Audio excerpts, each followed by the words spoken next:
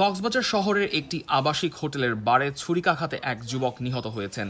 এই ঘটনার জেরে পাল্টা হামলায় আরেক যুবক নিহত হন।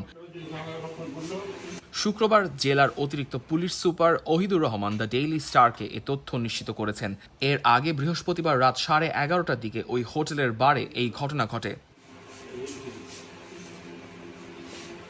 নিহতরা হলেন শহরের ফিশারিজ ঘাট এলাকার নাজিবুল হক রাশেদ ও বিজিবি ক্যাম্প এলাকার মোহাম্মদ সোলাইমান ওরফে সালমান।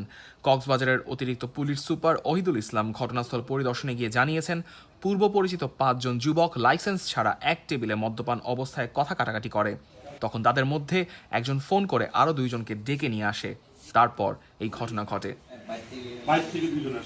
পূর্বে দ্বন্দ্ব বা যে কোনো দ্বন্দ্ব নিয়ে কথা কাটাই হচ্ছিল, এর ভিতরে একজন বাইরে ফোন করছে, ফোন করাতে আরো 2 জন আসছে বাইরে থেকে এসে এখানে এই যে এটার ভিতরে বাড়ির মধ্যেই এখানে স্টেপ করে চুরি মারামারি হয়েছে। হওয়ার পরে তখন তো তারা স্বাভাবিকভাবে যারা কর্তৃপক্ষ যারা আছে তারা ওয়াইফাই দিচ্ছে, চুরি করছে। এই ফাঁকে এই যে যারা ক্লিয়ার বা যারা এরা এখান থেকে সটকে পড়ছে বা চলে অলরেডি ঘটনা করার পর চলে যাওয়ার পরে আমরা খবর পাই।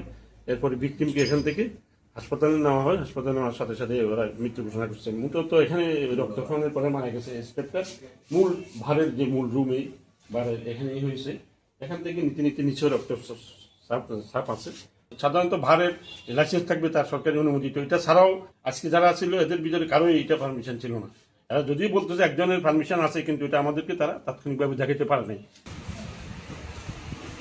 অতিরিক্ত পুলিশ সুপার আরও বলেন, ঘটনায় জড়িত আরেক সন্দেহভাজন রয়েছেন। তদন্তের স্বার্থে ওই যুবকের পরিচয় এখন প্রকাশ করা হচ্ছে না।